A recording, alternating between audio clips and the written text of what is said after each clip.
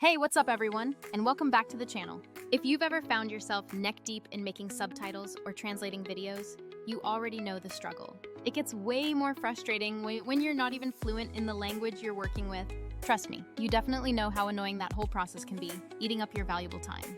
Today, I'm walking you through a practical, lightning-fast way to get accurate captions and translations. We'll cover the common pitfalls so you don't repeat the same mistakes.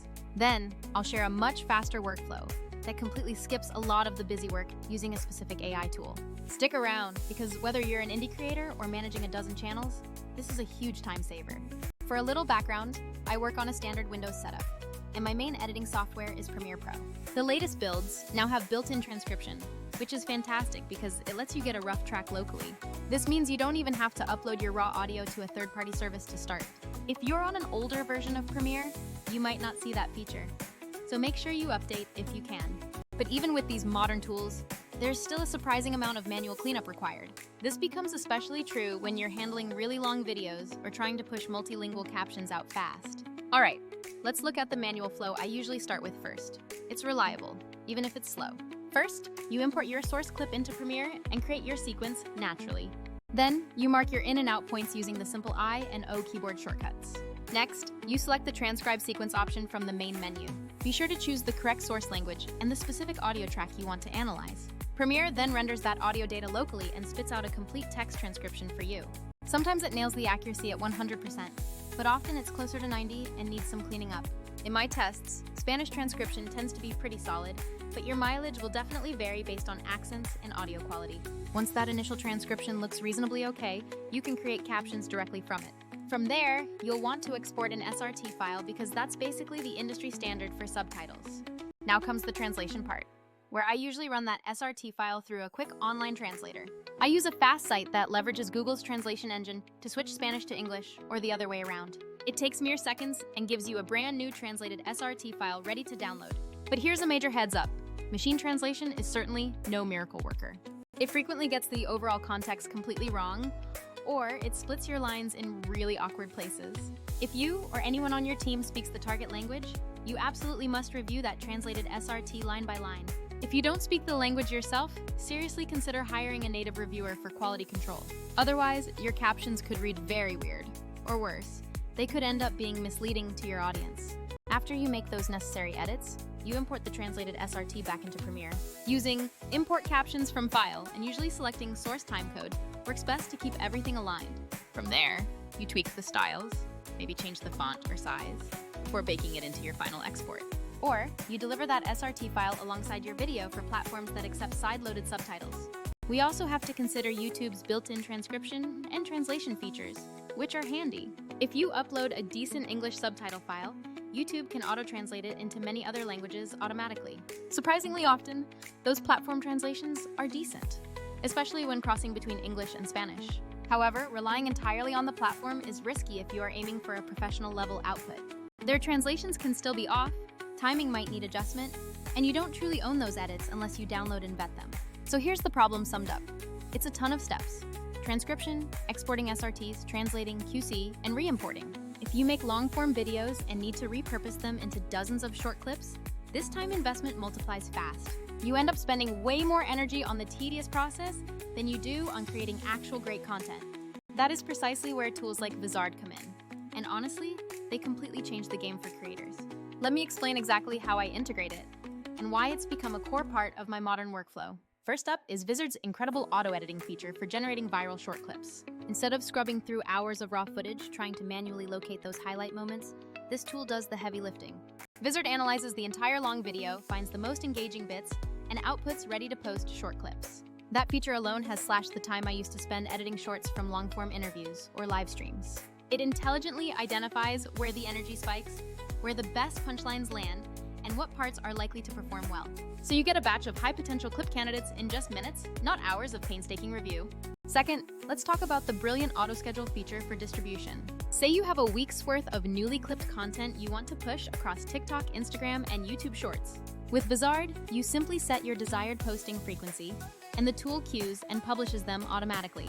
No more manual uploads, and absolutely no more forgetting to post because you got pulled into a different task.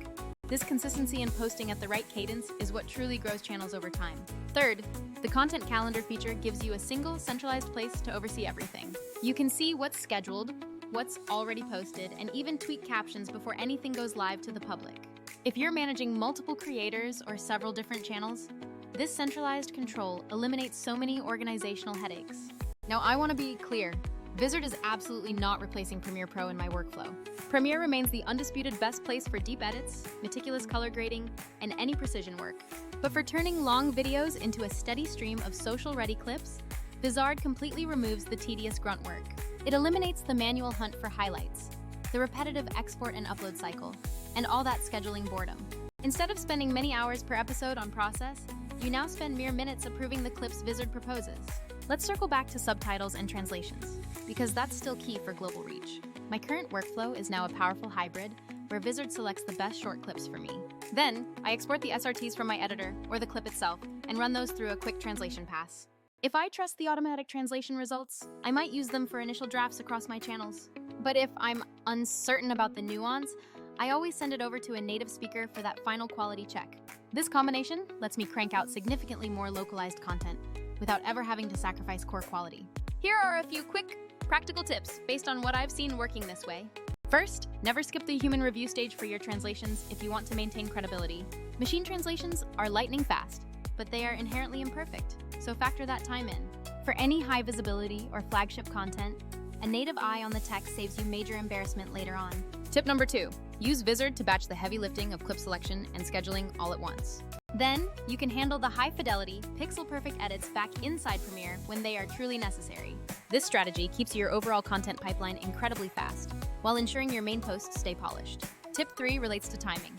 If the caption timing feels off after translation, quickly tweak the SRT timing in your editor. It's usually just minor adjustments, but readability is crucial for viewer retention. And my final tip number 4 is to test translations on a small audience first to catch tone problems. This catches phrasing problems before you fully roll out across all of your different platforms simultaneously. Let's be real for a moment about the alternatives you have out there. Native Premiere transcription is accurate when you're already deep in the edit, but it won't auto-create clips or schedule them. Google Translate and other free sites are fast and convenient for a quick pass, but they inevitably miss important nuance.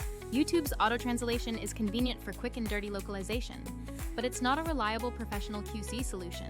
Vizard sits perfectly in the gap between pure manual effort and completely machine-only shortcuts.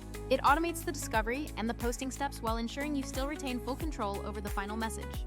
If your goal is scaling your content output right now, ask yourself where your time is currently being wasted. Is it in the endless hunting for those crucial clip moments within your long-form video? Is it in the repetitive, boring task of uploading and scheduling every single piece of content individually?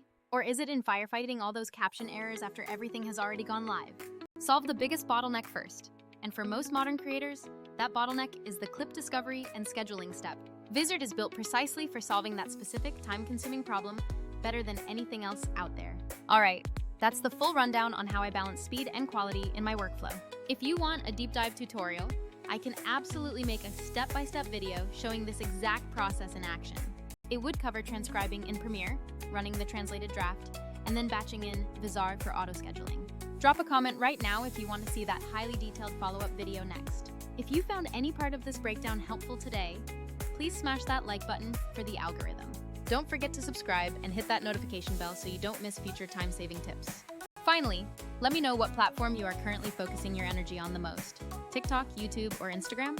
I love hearing what you guys are testing right now so I can tailor the content for what you need next. Thanks so much for watching. Catch you all in the next video, and happy creating!